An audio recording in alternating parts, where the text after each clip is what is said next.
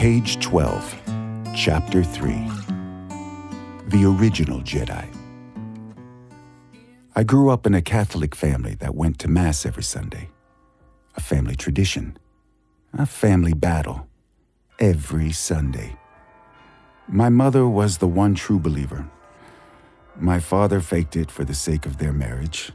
My brother fought against it every other Sunday with crying and tirades. And I was devastated that we had to interrupt my all-day watching of the NFL for a crucial hour when the Los Angeles Rams were playing.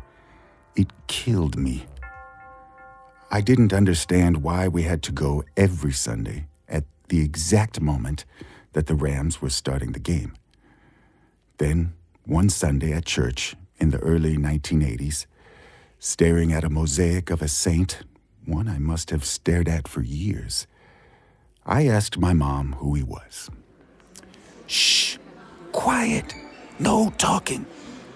"Okay, sorry, but who is he?" "Saint Francis of Assisi." "Shh!" Saint Francis of Assisi? He looked like Obi-Wan Kenobi. "Was he a Jedi?" I asked. "Shh! Not now." After Mass, I learned that he was an important saint from Italy. He dressed exactly like Obi-Wan Kenobi. Though I knew Jedis didn't really exist, I envisioned Saint Francis as one.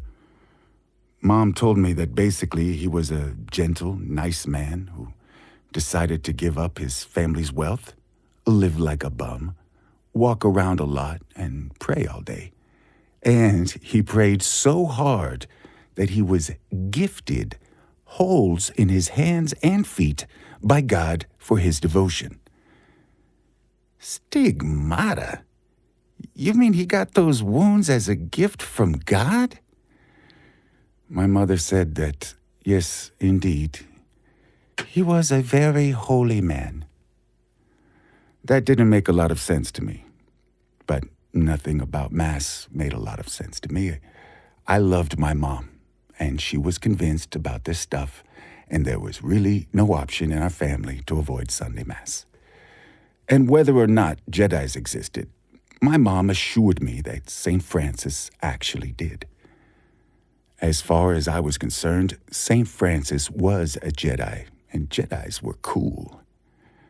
And if I had to miss half of the Rams game every Sunday, then I needed something to hold on to for that hour if I was going to keep my sanity.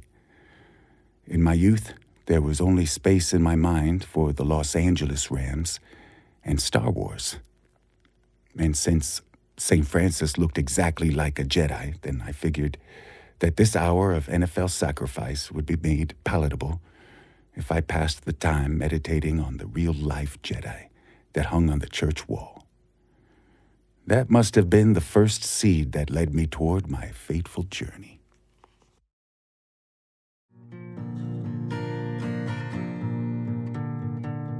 Page 14, Chapter 4. The Decision.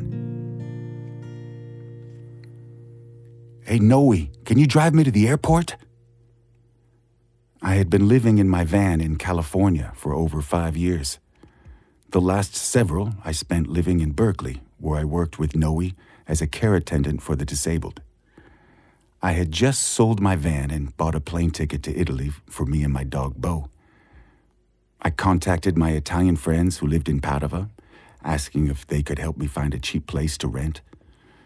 In Padova, I saw a place where I might be able to get my head together, and mostly, Italy was a place where I could potentially go for a long walk with my dog. There never was any clear direction or region that I was supposed to walk. It could have been California, or Mexico, or any place, really. Every place was a potential starting point.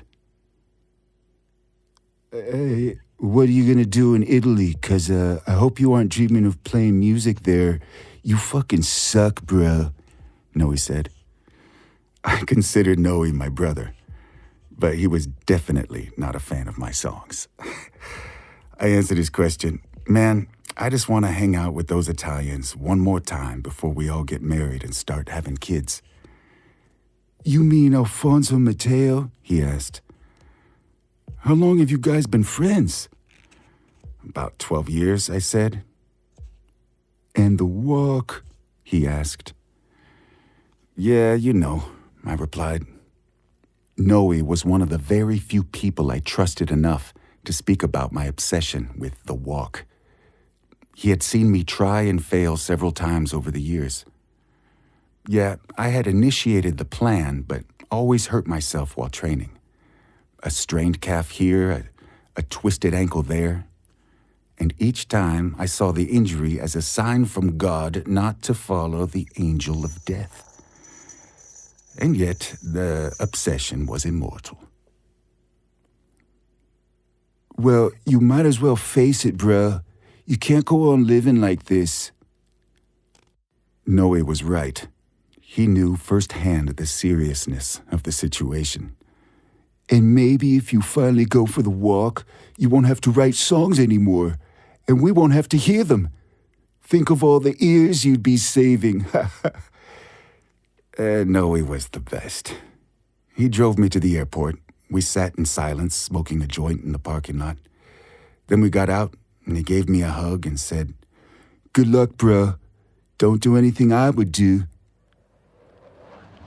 I flew to Italy with Bovinius, the black, wolf-looking dog I'd rescued from a Berkeley animal shelter.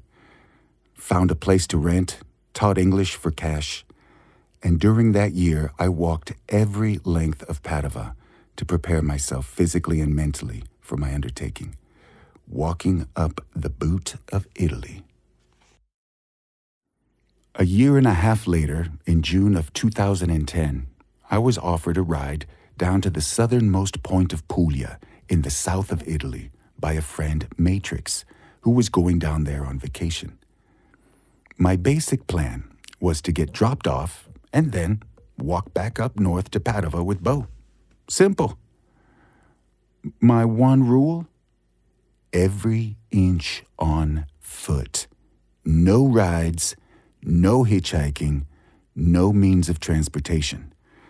I had convinced myself that if I ever went on this fateful trek, I would only be free from my obsession if I walked every step of the way. Otherwise, well, something terrible would happen. I really had no choice other than to make it all the way back to Padova on foot, all 1,500 plus kilometers.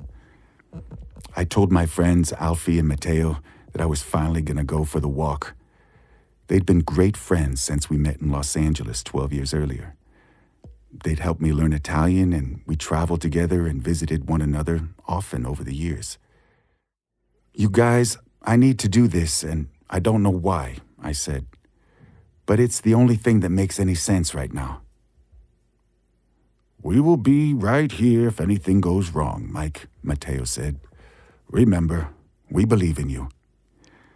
Relax, Alfie added. If anything should happen, you can always give one of us a call. A little moral support. That was all I'd been missing in the years of my early wanderings. It sealed the deal for me. It was now or never. The next day, Matrix drove me all the way down to the heel of the boot.